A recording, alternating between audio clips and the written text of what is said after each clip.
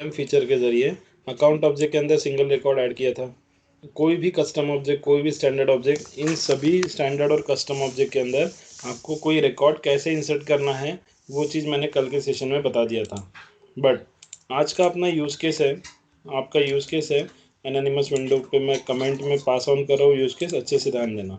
हम लोग ORM feature ही पढ़ेंगे, बट ORM फीचर में आज मुझे insert 10 records inside account object.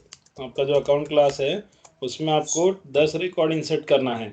कल के सेशन में हम लोग ने सिर्फ सिंगल सिंगल रिकॉर्ड इंसर्ट किए, तो यहाँ 10 रिकॉर्ड जब इंसर्ट करने की बारी आएगी तो आप क्या यूज़ करोगे, आप यहाँ पर यूज़ करोगे फॉर लूप। तो अब आपका प्रोग्राम देखिए कैसे चेंज होगा। प्रोग्राम में छोटा सा एक लाइन चेंज होगा, बाकी पूरा प्रोग्राम सेम रहेगा। तो step number 1 using for loop, मेरा कमेंट रहेगा कि हम लोग फॉर लूप को यूज़ करके ये वाला प्रोग्राम सॉल्व करेंगे। हम लोग फॉर लूप को यूज़ कैसे करते हैं बताइए, तो सिंटैक्स कैसे लिखूंगा।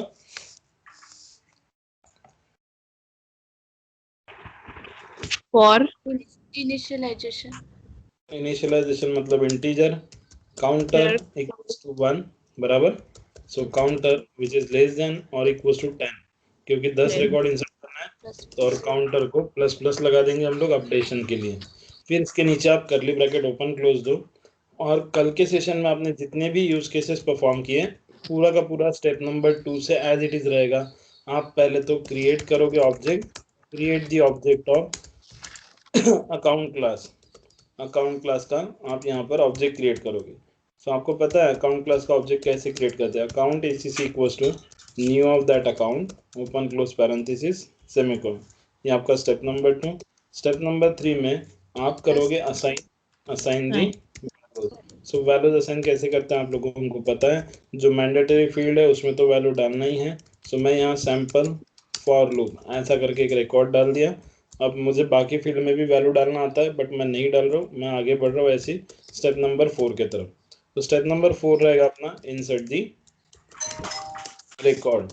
तो हम लोग इंसर्ट करने के लिए सिंपल एक इंसर्ट स्टेटमेंट लिखते हैं, इंसर्ट ऑफ दैट ACC, जिससे हमारा रिकॉर्ड इंसर्ट हो जाएगा। फिर स्टेप नंबर 5 रहेगा जिसमें मैं चेक करूंगा, check the record is inserted और नॉट, इज इंसर्टेड और नॉट। तो इसे हम लोग चेक करेंगे। तो कैसे चेक करते हैं, सो रिकॉर्ड इंसर्ट हुआ या नहीं हुआ ये चीज़ किसके वजह से पता चलेगी मुझे, उसके आईडी के वजह से। सो हम लोग यहाँ लिखेंगे ACC.id which is not equals to null, ये चीज़ हम लोग चेक करेंगे। और अगर कंडीशन ट्रू होती है तो सिस्टम डॉट डीबग स्टेटमेंट में कॉल करूँगा जिसमें रिकॉर्ड क्रिएटेड करके एक मैसेज रहेगा मेरा, और हम लोग प्रिंट कर देंगे प्लस ACC.id को। क्लियर। तो कल का सेशन जो था जिसमें जितने भी एस ऑब्जेक्ट थे सारे के सारे एस ऑब्जेक्ट में मैंने सिंगल सिंगल रिकॉर्ड ऐड किए थे। बट आज का अपना यूज केस है मैं at a time 10 record add कर रहा हूँ, तो जिसके लिए मुझे सबसे पहले फॉर लूप लगाना पड़ा। बस ये एक लाइन का चेंज है, बाकी ये पूरा का पूरा जो कोड है यहाँ तक के पूरा कोड कल के सेशन में आप लोग ने एग्जीक्यूट कर लिए हो बराबर। ठीक है। सो आज का सेशन ये था कि मोर देन वन रिकॉर्ड अगर आपको एग्जीक्यूट इंसर्ट करना है किसी भी ऑब्जेक्ट में हो सो आप फॉर लूप का यूज कर सकते हो। सो एग्जीक्यूट करके देखते हैं क्या मेरा सेंडिंग रिक्वेस्ट। मैं गया मेरे अकाउंट ऑब्जेक्ट में, रिफ्रेश कर दो तो ये सैम्पल फॉर लूप नाम से आपके 10 रिकॉर्ड्स ऐड होके आपको यहाँ पर दिखाई दे रहा है। क्लियर हुआ। दूसरा चीज, अब किसी को ऐसा होना कि सर मुझे पता करना है कि सही में 10 रिकॉर्ड ऐड हुए क्या, तो उनको मुझे सीक्वेंस नंबर देना है। क्या देना है आपको, सीक्वेंस नंबर देना है कि sir sample for loop 1 sample for loop 2 ऐसा आने को ना। तो सीक्वेंस नंबर के लिए ज़्यादा कुछ मत करो, इसी के सामने प्लस ऑफ दैट काउंटर लगा दो।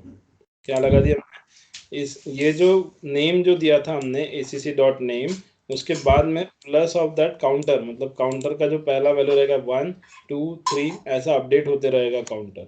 सो अगेन एग्जीक्यूट करके देखते हैं। सेंडिंग रिक्वेस्ट हो गया। अकाउंट टैब पे फिर से क्लिक कर रहा हूँ मैं रिफ्रेश होने के लिए। सो अब आपको काउंटर के साथ में वैल्यूज दिखने को ना, sample for loop 1 sample for loop 2, तो ये 1 से लेकर 10 तक के आपके रिकॉर्ड अवेलेबल हो गए। समझ में आया, क्लियर हुआ सभी को।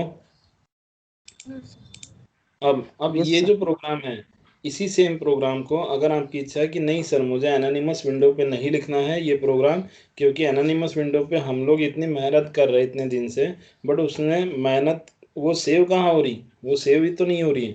सो आप चाहते हो कि नहीं सर हम लोग एनोनिमस विंडो पे ये प्रोग्राम परफॉर्म नहीं करना चाहते, सो फिर कहाँ करना चाहते हो, तो ये प्रोग्राम तुम लोग अगर क्लास बना के उसके अंदर लिखना चाहते हो कोई प्रॉब्लम नहीं, हम लोग एक क्लास बना लेंगे।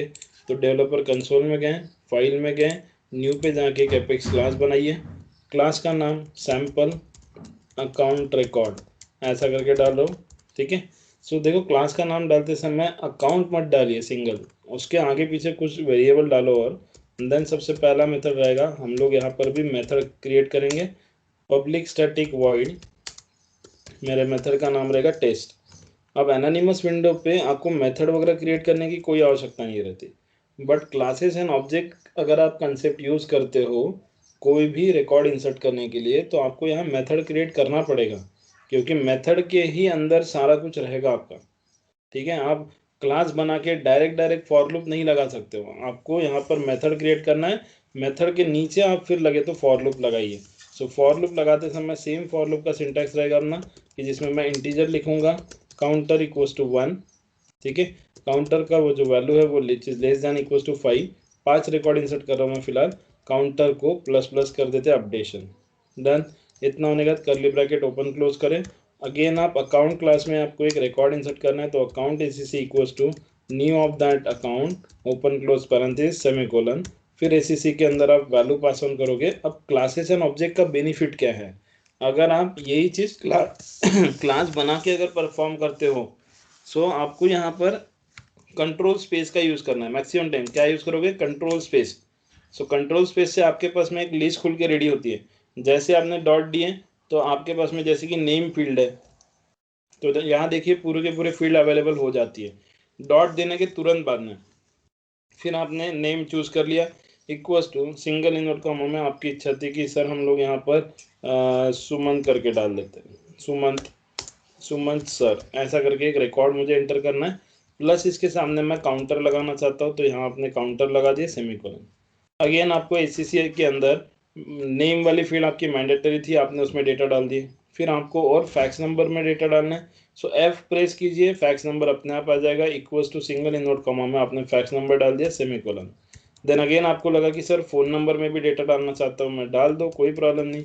अब इस बार आपका मेहनत कहाँ बच रहा कि आपको जो फोर्स.com में जाना पड़ता था, वहाँ से फील्ड का नाम देखना पड़ता था, फिर वो फील्ड का नाम यहाँ आके कॉपी पेस्ट करना पड़ता था या लिखना पड़ता था, तो ये मेहनत तुम्हारी बच गई यहाँ पर। समझ में आया। अगर किसी की इच्छा है कि सर रेटिंग वाला फील्ड है क्या, चलो ठीक है रेटिंग वाले फील्ड में डेटा डाल देते हैं। सो रेटिंग इक्वल्स टू तुम्हारे पास रेटिंग है हॉट, तो डाल दी हॉट। अगेन आपके पास में और कौन सी फील्ड है, तो जैसे ही डॉट लगाओगे देखो इतनी सारी फील्ड है मेरे पास में अकाउंट ऑब्जेक्ट में, ये सारी फील्ड में हम लोग डेटा असाइन कर सकते हैं जब चाहे तब। तो एनोनिमस विंडो का ड्रॉबैक क्या है कि एनोनिमस विंडो पे आप डॉट देने के बाद आपके पास में लिस्ट विस्ट कुछ नहीं खुलने वाला। ठीक है, यहाँ आपके पास में जैसे आप डॉट दोगे तो आपके पास पूरा लिस्ट खुल के रेडी होता। देन आपका काम है कि आपने अगर पूरा प्रोग्राम लिख चुके हो, ठीक है, सो यहाँ पर हम लोग इंसर्ट भी स्टेटमेंट लिखते थे, इंसर्ट एसीसी सेमीकोलन, इसी के नीचे if in bracket ACC dot ID which is not equals to null, ये चीज़ चेक करते थे हम लोग एनोनिमस विंडो पे। सेम प्रोग्राम यहाँ पर लिख रहा हूँ, कहीं पर भी चेंज नहीं है। System dot debug record created is equals two plus of that ACC dot ID.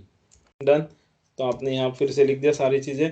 अब क्लास बनने के बाद सबसे पहला काम रहेगा आपका कि इस क्लास को अगर कोई प्रॉब्लम में एरर दिखा रहा है तो पहले उसको सॉल्व करो, नहीं दिखा रहा है तो आप पहले इसको सेव करो। कंट्रोल एस से आपने पहले सेव करना, सेव सेव जैसी हो गया क्लास, एनोनिमस विंडो ओपन करो एंड देन आप अपने क्लास का नाम लिख के अपने मेथड को इन्वोक कर सकते हो। तो ये रहा मेरा क्लास का नाम, मैं डॉट लगा के मेरी मेथड इन्वोक करके देखता हूँ, बट सिंगल डॉट लगाने से मेथड का नाम आया नहीं।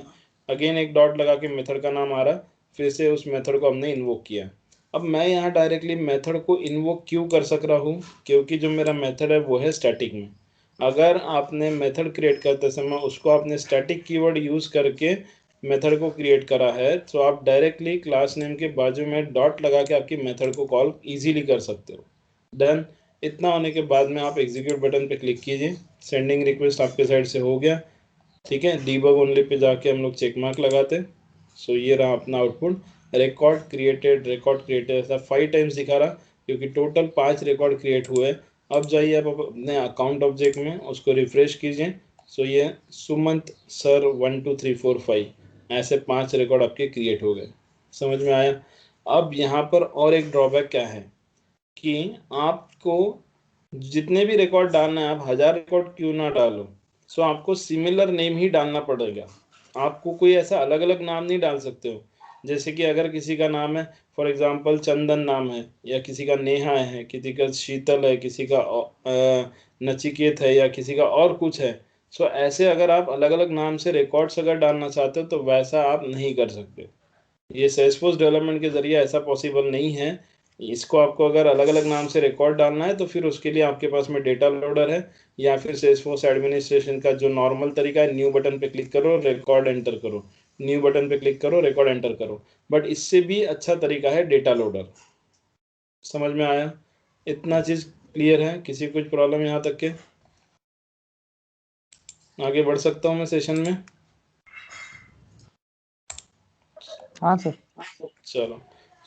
ये मुझे थोड़ा सा चीज़ ओवरव्यू बताना था, जो कि मैंने आपको बता दिया कि आपको सेम प्रोग्राम एनोनिमस विंडो से अगर नहीं लिखना है तो आप क्लासेस एंड ऑब्जेक्ट के ज़रिए भी लिख सकते हो, कोई इश्यू नहीं।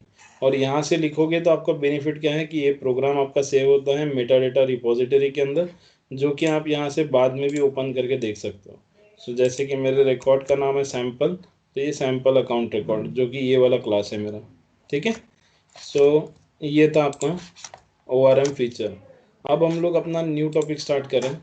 न्यू टॉपिक के जो नोट्स हैं वो आपको थोड़ी देर बाद भेज दूंगा, बट अपने टॉपिक का नाम है कलेक्शंस। ठीक है, हम लोग जो टॉपिक स्टार्ट कर रहे हैं, अपने टॉपिक का नाम है कलेक्शंस। अच्छे से ध्यान देना, इसके पहले आपने कलेक्शन पढ़ चुके होंगे, बट इसको अच्छे से ध्यान दो। Collection allow us to store a group of homogeneous and heterogeneous data type. Collection क्या करता है, आपको अलाउ करता है कि आप कौन सी वैल्यू स्टोर कर सको। होमोजेनियस मतलब सिमिलर डेटा टाइप, हेट्रोजेनियस मतलब डिफरेंट डिफरेंट डेटा टाइप।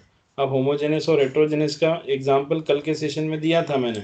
जैसे कि अगर कोई बंदा है, उसने यहाँ पर स्टूडेंट की डिटेल्स अगर एंटर किया, तो उसने यहाँ पर स्टूडेंट की डिटेल एंटर करते हुए स्ट्रिंग में उसका नेम लिया, उसका एड्रेस लिया, उसका फ़ोन नंबर लिया, उसका फैक्स नंबर लिया। तो ये जितने भी वेरिएबल उसने डिक्लेयर करा वो सिर्फ और सिर्फ स्ट्रिंग डेटा टाइप का यूज़ करके डिक्लेयर कर रहा है वो। और इसको बोला जाता है, this is called as homogeneous. ये है आपका होमोजेनियस। ठीक है। और उसी के नीचे एक नेक्स्ट प्रोग्राम हेट्रोजेनियस मतलब क्या, आपने उसी स्टूडेंट का जो नेम है वो स्ट्रिंग में एंटर किया, उस स्टूडेंट का जो एज है वो इंटीजर में एंटर किया, उस स्टूडेंट का जो डेट ऑफ बर्थ है वो डेट डेटा टाइप का यूज़ करके DOB करके डाल दिया। मतलब आप यहाँ पर कैसे यूज़ कर रहे हो, अलग अलग वैल्यू अलग अलग डेटा टाइप का यूज़ करके अगर आप दे रहे हो, so this is called as heterogeneous. Clear हुआ? कलेक्शन अलाउ करता है बोथ, होमोजेनियस भी चलता उसको, हेट्रोजेनियस भी चलता। क्लियर हुआ? तो इसके बाद में किसी ने भी पूछा कि what is mean homogeneous and heterogeneous, तो बराबर बताना उसे। सेकंड पॉइंट है collection support the dynamic memory allocation. कल के सेशन में भी बताया था मैंने कि कलेक्शन स्टैटिक और डायनामिक एग्जैक्टली क्या होता है। कि स्टैटिक मतलब अगर आपने कोई वैल्यू हार्ड कोडेड करे हो, इसका मतलब पहले से कितना मेमोरी उसके लिए अलोकेट होने वाला है, ये पहले से पता है। तो this is called a static memory allocation. But dynamic में कैसा होता है, आप जो वैल्यू टाइम पे पास करोगे वो चीज़ तो आपको भी नहीं पता ना कि यूज़र के साइड से वैल्यू क्या आएगी आपके पास में। So this is called as dynamic memory allocation. Third point है collection provide the efficient utilization of memory, that is called no memory wastage. अब ये जो कलेक्शन है, कलेक्शन पूरा का पूरा सपोर्ट करता है डायनामिक मेमोरी एलोकेशन। मतलब आप रन टाइम जितना वैल्यू पास करोगे उतना ही मेमोरी वो लेके बैठेगा।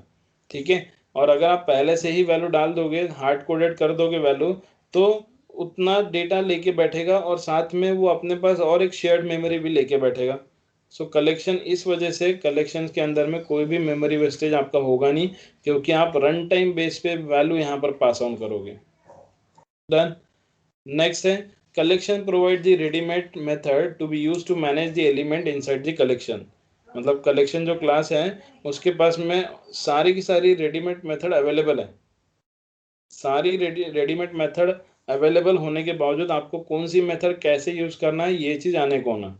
तो इसके पास रेडीमेड सब कुछ दिया है। आपको साइज निकालना है, साइज नाम से मेथड है।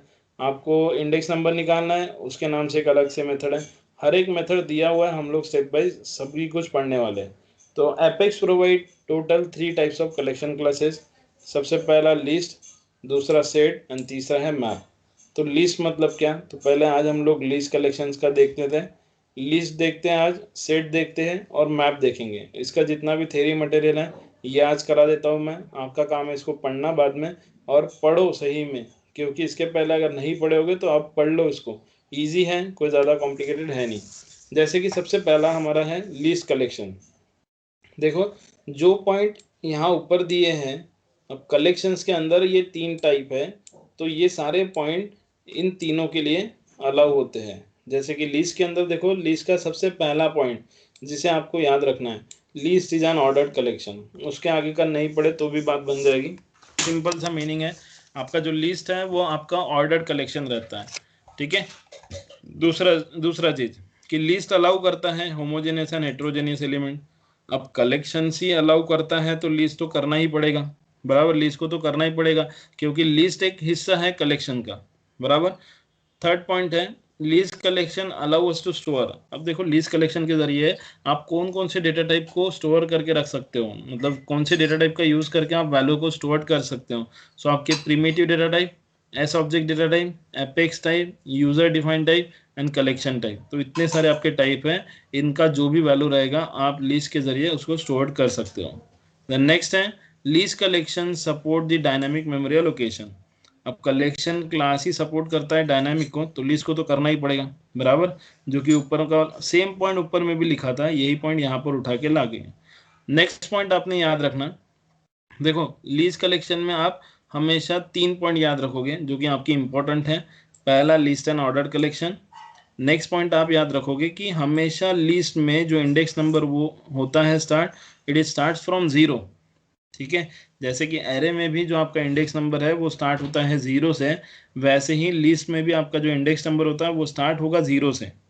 देन तीसरा और इम्पोर्टेंट पॉइंट आप याद रखोगे, list collection allow the duplicate element. मतलब मैंने एक लिस्ट क्रिएट करके रखा है जिसमें निखिल नाम मैंने डाला हुआ है, और फिर से मैं निखिल का नाम एंटर कर रहा हूँ, तो मुझे किसी टाइप का कोई एरर नहीं देगा। ऐसा कभी नहीं बोला जाएगा कि यार निखिल नाम से तो पहले से तुम्हारे लिस्ट में निखिल अवेलेबल है, बाद में फिर से आप निखिल क्यों डाल रहे हो, ऐसा कभी नहीं होगा। डुप्लीकेट एलिमेंट आप बिंदास डाल सकते हो, कोई प्रॉब्लम नहीं, ठीक है। So list class provide a readymade method. अब सेम पॉइंट ऊपर में भी था कि कलेक्शन क्लास जो होता है उसके पास में सारी रेडीमेड मेथड अवेलेबल है, उसका यूज करके आपको पूरा का पूरा प्रोग्राम लिखना होता है। सो वैसे लिस्ट का क्लास जो है, लिस्ट क्लास के पास खुद की रेडीमेड मेथड बनी हुई है, उसको हम लोग यूज करेंगे। अब सबसे पहले देखते हैं उसका सिंटैक्स। तो लिस्ट कलेक्शन क्लास में 3 चीजें कौन सी याद रखना है तुमको। पहला कि लिस्ट ऑर्डर्ड कलेक्शन है, दूसरा कि लिस्ट में हमेशा इंडेक्स नंबर स्टार्ट होगा 0 से, तीसरा कि लिस्ट कलेक्शन अलाउ करता है डुप्लीकेट एलिमेंट्स को एंटर कराने के लिए। ये 3 चीज़ें याद रखना। अब इसका सिंटैक्स वगैरह हम लोग बाद में देखते हैं, क्योंकि प्रैक्टिकली इसको इम्प्लीमेंट करेंगे तब जाके आपको इजीली समझ में आ जाएगा, ठीक है। अब आते हैं हम लोग अपने नेक्स्ट क्लास की तरफ। अब ये एग्जाम्पल पहले तो देख लो, ये है आपका लिस्ट कलेक्शन क्लास का एग्जाम्पल। इससे आपको पूरा लिस्ट का जो कंसेप्ट है वही क्लियर हो जाएगा। फॉर एग्जाम्पल मैं एक लिस्ट क्रिएट कर रहा हूँ जिसमें मैंने राम वेरिएबल एंटर किया। अब ये जो राम वेरिएबल है इसका इंडेक्स नंबर रहेगा 0, जो कि पहले नंबर पे जाके बैठ रहा है, और लिस्ट कलेक्शन में ऑलवेज इंडेक्स नंबर स्टार्ट होता है 0 से, इसलिए मैंने इसको इंडेक्स नंबर दिया 0। अब जब आप इंडिया को डालोगे, तो इंडिया आप जब एंटर कर रहे हो, सो लिस्ट कलेक्शन क्या है आपका, ऑर्डर्ड कलेक्शन है। ऑर्डर्ड कलेक्शन में क्या होता है, जो पहले से बैठा है उसके बाद में सेकंड वेरिएबल जाके बैठेगा। ऐसा कभी भी नहीं होगा कि इंडिया पहले नंबर पे जाके बैठेगा। 0 इंडेक्स नंबर ऑलरेडी अवेलेबल है तो 0 के बाद में ही इंडिया बैठेगा। वैसे हैदराबाद जो है वो इंडिया के बाद में ही जाके बैठेगा, वो इंडिया के बीच में या राम के पहले या इंडिया के पहले ऐसा नहीं होगा। हैदराबाद अपने इंडेक्स नंबर 2 पे ही जाके बैठेगा। नेक्स्ट अगर आप कोई वैल्यू डालते हो अगेन एपेक्स, तो एपेक्स जाएगा इसके बाद वाले इंडेक्स नंबर पे जिसका इंडेक्स नंबर रहेगा 3। समझ रहे हो क्या क्या क्या बता रहा हूँ मैं यहाँ पर लिस्ट कलेक्शन का।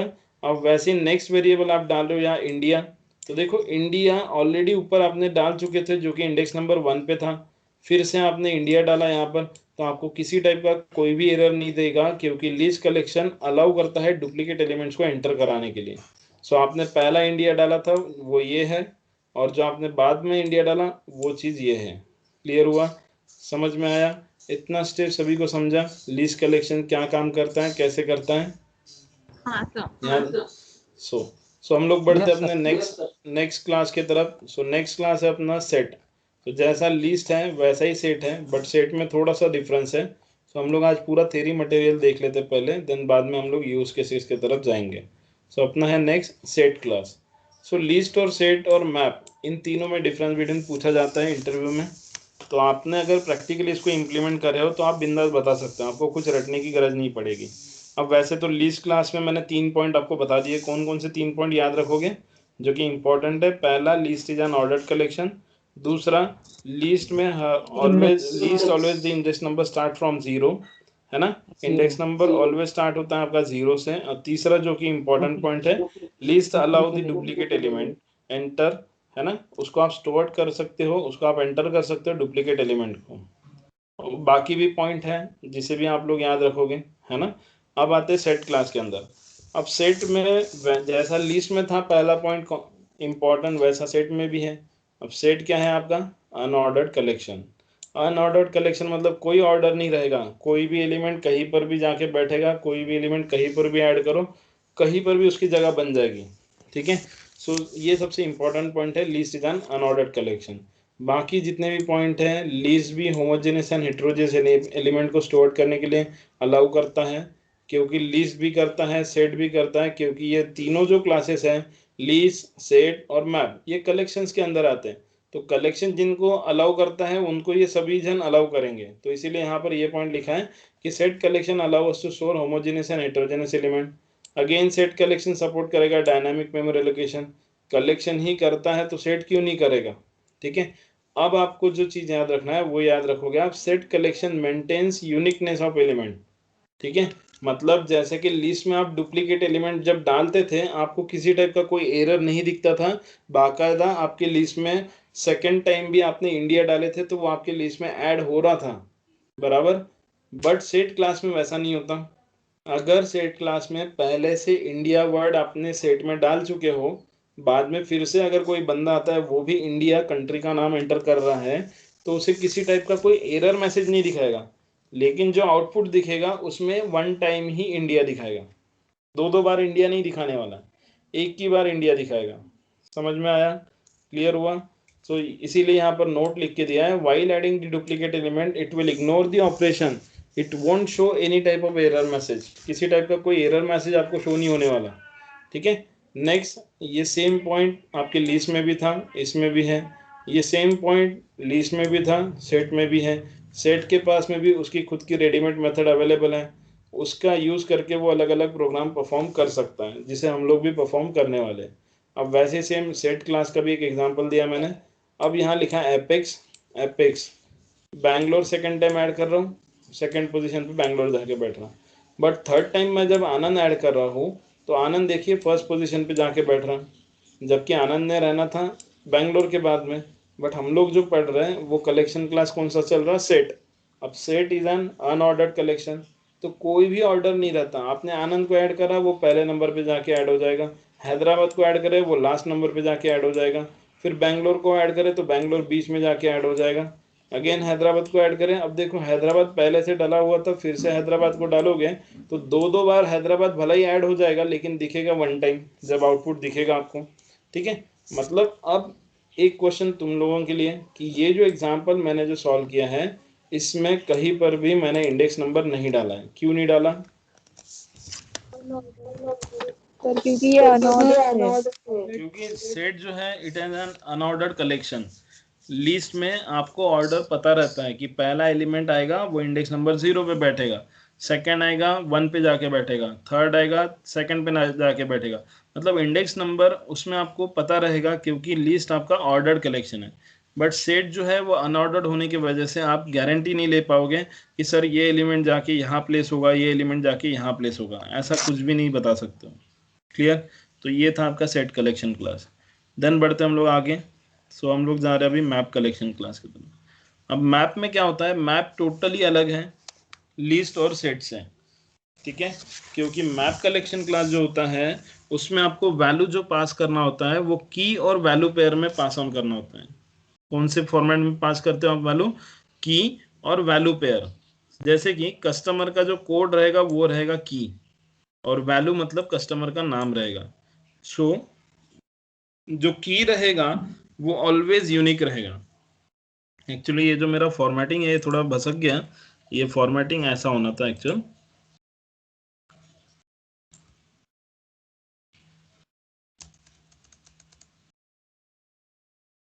ये मेरा फॉर्मेटिंग ऐसा था वो, ठीक है।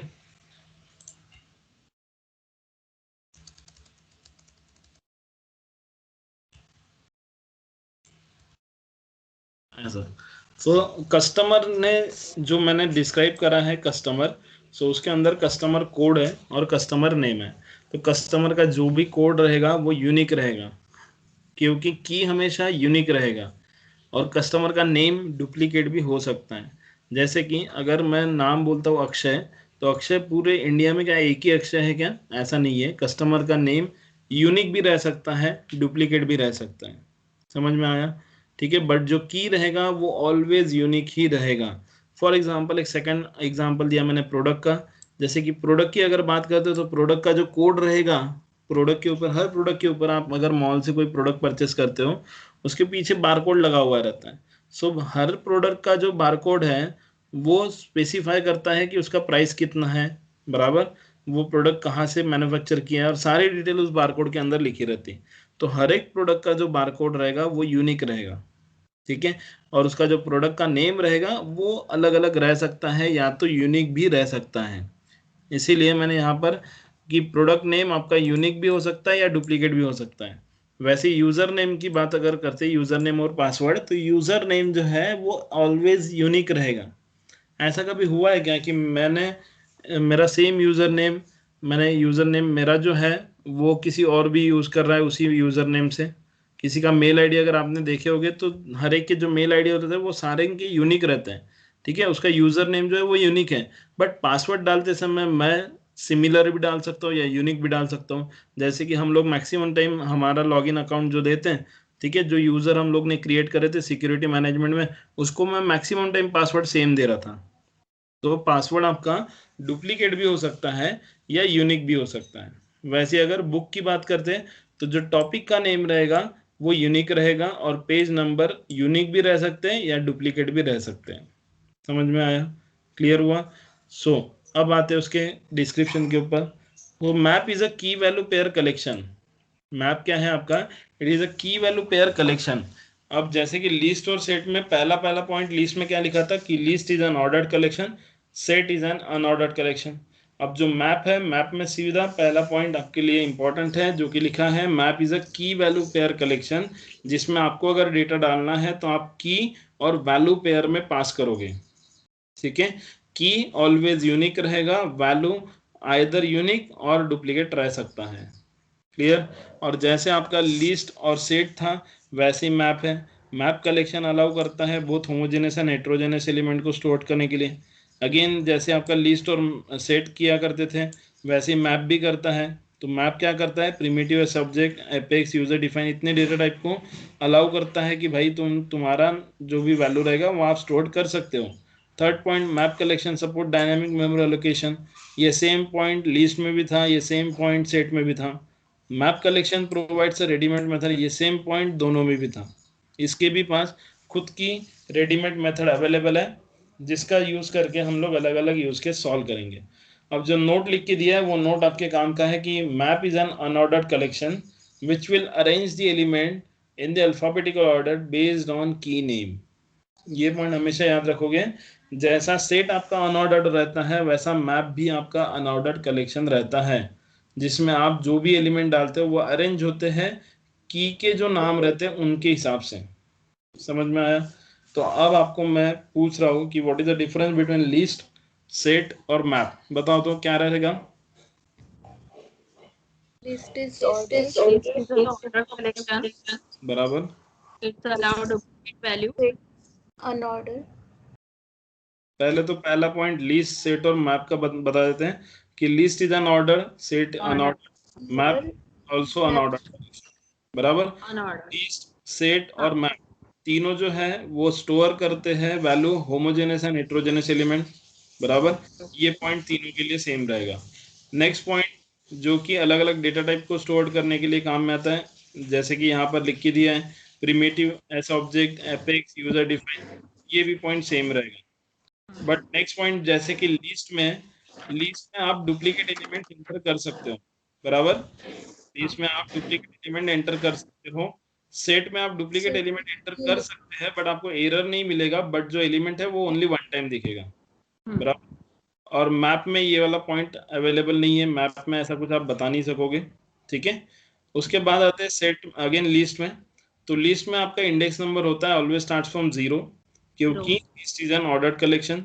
सेट में कोई इंडेक्स नंबर नहीं होता है, मैप में भी कोई इंडेक्स नंबर नहीं होता है, क्योंकि दोनों जो है it is an unordered collection. Done. So ऐसा टाइप से आपको उसको डिफरेंस बिटवीन बताना पड़ेगा. तो इसको बिल्कुल भी रटो मत. अगर 2-3 बार नोट्स पढ़ लोगे तो आपको सारी चीजें समझ में आ जाएगी. ठीक है. अब कल का जो सेशन रहेगा, आज का सेशन थोड़ा जल्दी निपटा रहा हूँ मैं, एक्चुअली मेरे को थोड़ा काम है. सो कल का जो सेशन रहेगा, कल हम लोग, कल और परसों 2 दिन हम लोग का टोटल पूरा का पूरा कलेक्शंस का प्रैक्टिकल इम्प्लीमेंटेशन रहेगा. तो ये 2 दिन मिस मत करना बिल्कुल भी. पूरा कलेक्शन हम लोग इन 2 दिन में खत्म करेंगे. ठीक है. और कलेक्शन एंड होने के बाद में फिर अपने को सब प्रोग्राम है, ढेर सारे टॉपिक और लेने वाले हम लोग. बट डेवलपमेंट मॉड्यूल कंप्लीट किसी ने मिस मत करना. अगर मिस कर देते हो एक भी दिन तो दूसरे दिन फिर समझने को तकलीफ जाएगी. ठीक है. और बहुत इजी है. आपने इसके पहले कलेक्शन बहुत बार सुने होंगे. लिस्ट क्या होता है, सेट क्या होता है, मैप क्या होता है. ठीक है.